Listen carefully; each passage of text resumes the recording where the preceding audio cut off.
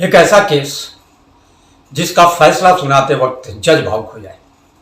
एक ऐसा केस जिसकी इंक्वायरी करते वक्त पुलिस भावुक हो जाए। एक ऐसा केस जिसकी कहानी लिखते समय पत्रकारों के कलम ठिठक जाए। एक ऐसा केस जिसमें शहर भर के वकील केस लड़ने से मना कर दें। एक ऐसा केस जिसको लेकर शहर में आक्रोश है, शहर के लोग आंदोलित हैं।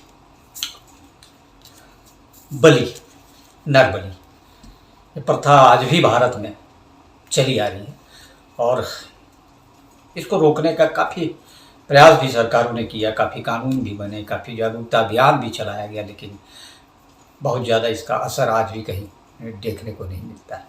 आज भी कहीं कहीं ये नरबली की कहानी, नरबली की बातें सामने आती है। और एक ऐसी ही कहानी भिलाई की है। भिलाई जहाँ एशिया का सबसे बड़ा स्टील प्लांट है भिलाई, जिसे सबसे जागरूक शहर माना जाता है भिलाई, जिसे एजुकेशन हब कहा जाता है, जिसे स्पोर्ट्स हब कहा जाता है।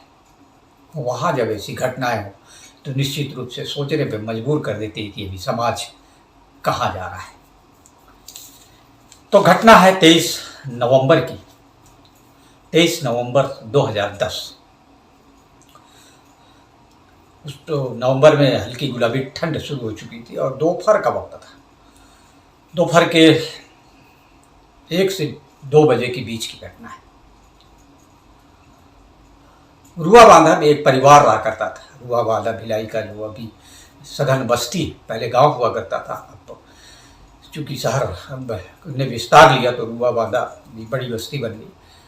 तो इसी बस्ती में एक पोषण सिंह राजपूत रहा करता था। पोषण और सावित्री की शादी हुई और काफ़ी मन्नतों के बाद एक बेटा पैदा हुआ। बेटे का नाम रखा चिराग। और चिराग काफ़ी खूबसूरत और काफ़ी चंचल। चिराग धीरे धीरे बड़ा होने लगा और एक तरह से वो पूरे मोहल्ले का खिलौना बन गया। माता पिता जो चिराग के थे, पोषण और सावित्री, रोजी मजदूरी आज भी करते थे और चिराग की देखभाल के लिए सावित्री की जो छोटी बहन थी पुनिया, उसको घर पर रखा गया था और वो चिराग की देखभाल करती थी। 23 नवंबर 2010 की दोपहरी पोषण और सावित्री काम पर चले गए। सुबह पुनिया घर के आंगन में बैठकर चिराग को खेलता हुआ देख रही थी और उसी समय महज कुछ पल के लिए पुनिया घर के अंदर जाती है। महज कुछ पल, और जैसे वापस आती है वैसे वो चौंक पड़ती है। चिराग गायब। वो आसपास ढूंढती है, आसपास की गलियों में ढूंढती है, लोगों के घरों में जाकर पूछती है, चिराग को देखा, चिराग को देखा, लेकिन चिराग का कुछ पता नहीं चलता। वो पुनिया घबरा जाती है। छोटा सा चिराग, दो साल का चिराग कहाँ चला गया। अब आधे 1 घंटे तलाश के बाद जब चिराग नहीं मिलता तो पुनिया अपनी दीदी और जीजा को फ़ोन करती है और बताती है कि चिराग घर के बाहर खेल रहा था और अचानक कहीं गायब हो गया। अब सुनकर पोषण और सावित्री घर की तरफ भागते हैं। दोनों भी चिराग की तलाश में लग जाते हैं। आसपास के घरों में पूछते हैं, आसपास गली मोहल्ले में देखते हैं, कहीं जो गड्ढा कुआं वहाँ झाँकते हैं, कहीं गलती से बच्चा खेलते खेलते गिर ना गया हो, लेकिन कहीं पता चलता नहीं। और इसी बीच जो रुआ बांधा के लोग थे, आसपास के लोग थे, वो भी चिराग को ढूंढने में लग जाते हैं और चिराग को ढूंढते ढूंढते 2 बजे से लेकर शाम के 6-7 बज जाते हैं।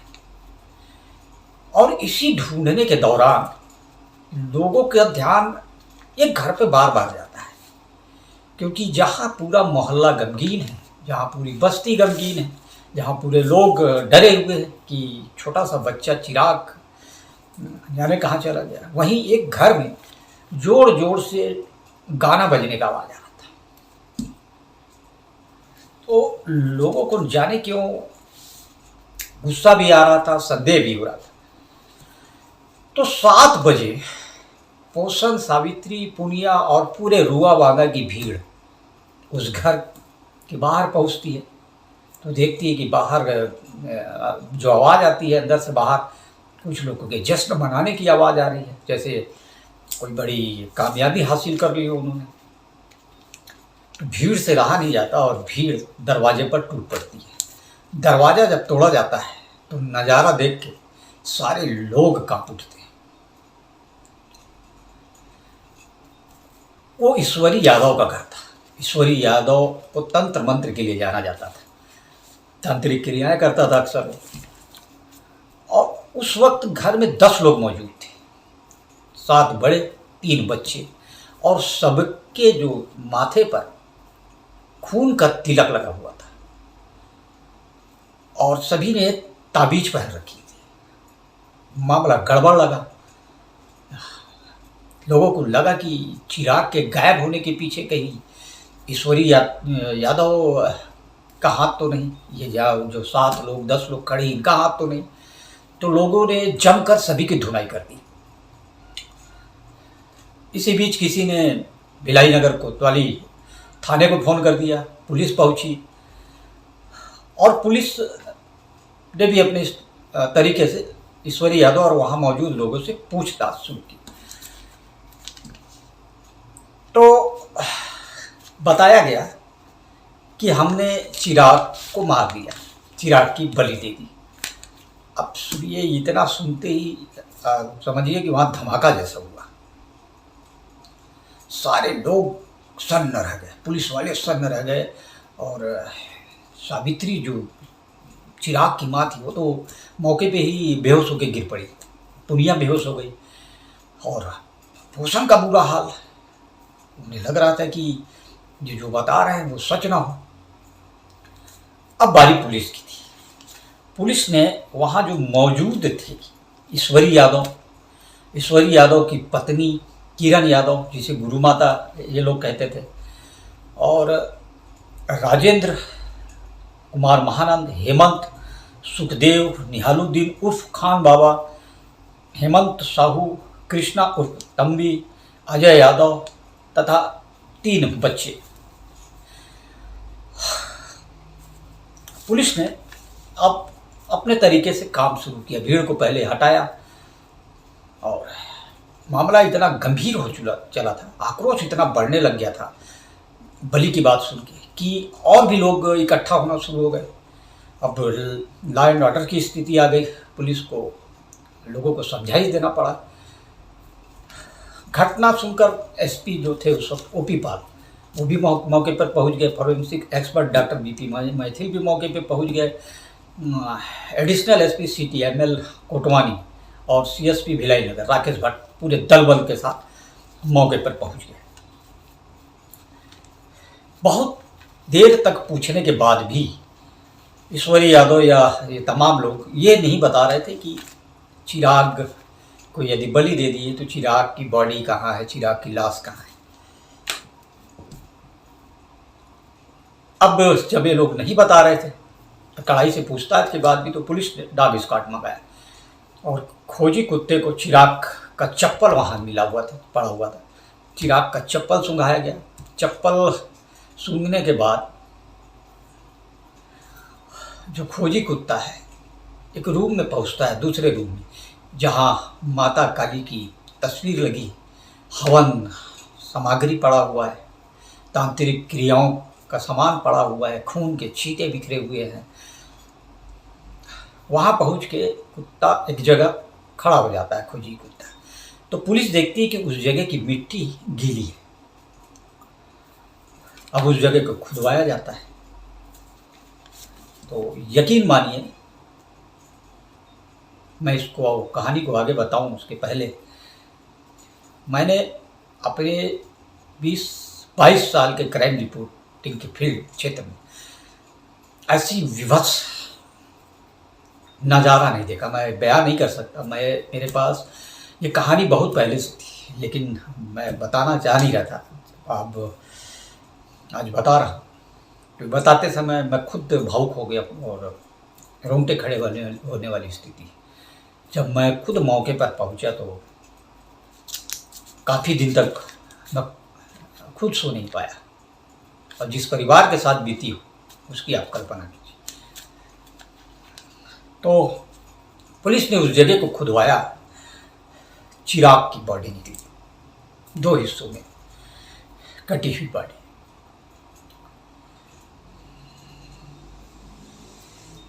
माँ तो पहले ही बेहोश, मौसी बेहोश, और चिराग की लाश देखने के बाद पिता भी बेहोश, और 1-2 लोग और गस खा के गिर पड़े। मतलब आप कल्पना कीजिए कि कितनी बुरी कंडीशन थी। मैं आगे बता नहीं सकता इसको, जो कंडीशन थी बॉडी की। पुलिस ने गड्ढा और खुदवाया, फिर पुलिस चौकी, लोग चौके, एक और नरकंकाल उसी गड्ढे में मिला। अब पुलिस ने पंचनामा किया, मौके पर एक एक चीज को बारीकी से देखा, साक्ष्य जुटाए, सबूत जुटाए, और लाश को पीएम के लिए भेज दिया। उसके बाद पुलिस ने आरोपियों का बयान लिया, आरोपियों को हिरासत में लिया गया, आरोपियों का अलग अलग बयान लिया गया। तो अपने बयान में जो किरण यादव, जिसे गुरु माता कहते हैं, उसने जो बताया सुन के पुलिस वाले भी हिल गए। इन्होंने 2 साल पहले कसारीडीह दुर्ग से एक मनीषा देवार नामक 6 साल की बच्ची का अपहरण किया था। अपहरण करने के बाद उसकी बलि दे दी। उन्हें ऐसा लगता था, किसी ने बताया था कि बलि देने से वो उनके पास पैसों की बरसात होने लगेगी। तो इसी पैसों की बरसात के चक्कर में पहले उन्होंने 6 साल की मनीषा देवार की बलि दी। मनीषा देवार दुर्ग कसारीडीह में अपने पिता के साथ रहती थी, गरीब थी, पिता भीख मांगा करते थे, और 2 साल पहले इन्हीं आरोपियों ने उसका अपहरण किया। अपहरण करने के बाद उसकी बलि दी। अब चूंकि पिता गरीब भीख मांगा करते थे, तो उन्होंने भी मनीषा की फिर तलाश नहीं की, गुम इंसान का मामला भी दर्ज नहीं करवाया, इसलिए मनीषा का पता नहीं चल पाया, और मनीषा इस रूप में मिली, नरकंकाल के रूप में। जब मनीषा की बलि देने के बाद भी पैसों की बारिश नहीं हुई, इनकी स्थिति में सुधार नहीं हुआ, उसके बाद गुरु माता जो किरण यादव है, उसने सभी आरोपियों को उकसाया कि काली माता नर बलि मांग रही है, नर फूल मांग रही है, इसलिए हमें अब किसी बच्चे की बलि देनी होगी।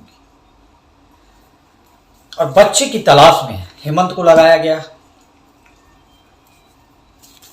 हेमंत ने एक दिन मौका देखकर चिराग का अपहरण किया। 23 नवंबर को चिराग का अपहरण करने के बाद वो उसे ईश्वर यादव के घर लेकर आया। ईश्वर यादव के घर सारे लोग मौजूद थे, सभी 10 लोग, और तांत्रिक क्रियाएं चल रही थी। बच्चा जो चिराग है 2 साल का, वो इन चीज़ों को देख के घबराया, रोने लगा। तो उसको चुप कराने के लिए इन्होंने बिस्किट दिया, बिस्किट और केला खाकर थोड़ी देर चिराग चुप तो रहा, लेकिन माँ की याद आने लगी तो फिर रोने लगा। इसी दौरान ईश्वर यादव ने ब्लेड से उसका जीभ काट दिया, और उसे कटी हुई जीभ को काली माता को चढ़ा दिया। चिराग के मुंह से खून की धार बहने लगी, और खून को इन्होंने कटोरी में लिया, सबको तिलक लगाया, और उसमें मिट्टी मिला के ताबीज बनाई गई। ताबीज बना के सबको पहनने के लिए दिया गया। उसके बाद सभी आरोपियों ने, चिराग जब और रोने लगा, चिराग दर्द के मारे और उसे बर्दाश्त नहीं हो रहा था, तो सभी आरोपियों ने उसका हाथ पैर पकड़ा और किरण ने हेक्सल ब्लेड से उसका गर्दन काट दिया। फिर वही गड्ढा खोदकर उसे दफन कर दिया गया। तो ये सारा कुछ काली माता के सामने किया गया, काली माता की प्रतिमा के सामने किया गया, ताकि काली माता प्रसन्न हो, उनकी तांत्रिक क्रियाएं पूरी हो और उनका धन की वर्षा हो। धन की वर्षा तो नहीं हुई, लेकिन सभी आरोपियों को मामले में जेल भेज दिया गया। 27 मार्च 2014 को, यानी 4 साल बाद, मामले में जज गौतम चौरड़िया ने फैसला सुनाया और दुर्ग जिले के लिए ऐतिहासिक फैसला था, क्योंकि फांसी की तो फैसला सज़ा सुनाई जा चुकी थी कई बार। किसी महिला को पहली बार दुर्ग जिले के इतिहास में पहली बार फांसी की सज़ा सुनाई गई। तो 7 लोगों को इसमें फांसी की सज़ा हुई, जिसमें ईश्वरी यादव और किरण यादव समेत जो बाकी एक आरोपी इसमें से, वो मौका देखकर भाग निकला था, कृष्णा और तंबी। उसका आज तक पता नहीं चला कि वो गया कहाँ। तो ये थी चिराग नरबली कांड की कहानी, जिसने वास्तव में पूरे शहर को झकझोर के रख दिया था। और शहर के गुस्से का आलम देखिए, जब आरोपियों को कोर्ट ले जाया जा रहा था पेश करने के लिए, तो पत्रकारों ने भी पीटा और वकीलों ने भी पीटा। मतलब लोग अपना गुस्सा उनको उतारना चाह रहे थे। इस कदर इस घटना ने शहर को आंदोलित कर दिया था, इस कदर खौफ से भर दिया था। और काफ़ी दिन जो चिराग की माँ है सावित्री, काफ़ी दिन बदहवास की स्थिति में रही। 3-4 दिन बाद उसे होश आया, उसके बाद वो बदहवास हो के रहने लग गई। तो जब भी उठती चिराग को पूछती, भाग भाग कर उसी घर की तरफ जाती जिस घर की तरफ डीजे बज रहा था, जिस घर की तरफ वो गाना बज रहा था, जिस घर में चिराग मिला था, जिस घर में ये सब सारा कुछ हुआ था। तो उसे ऐसा लगता था कि काश ये सपना हो, ये हकीकत ना हो और चिराग सही सलामत हो। लेकिन चिराग के साथ जो हुआ वो कभी किसी बच्चे के साथ ना हो, किसी मासूम के साथ ना हो। क्योंकि और निश्चित तौर पर बलि को लेकर एक और कड़ा कानून बने और जागरूकता अभियान चले, ताकि लोग लालच में इस तरह के कुप्रथा का शिकार ना हो, इस प्रकार की चीज़ों को ना करें। तो ये थी क्राइम की छोटी सी कहानी जो मैंने आपको सुनाई।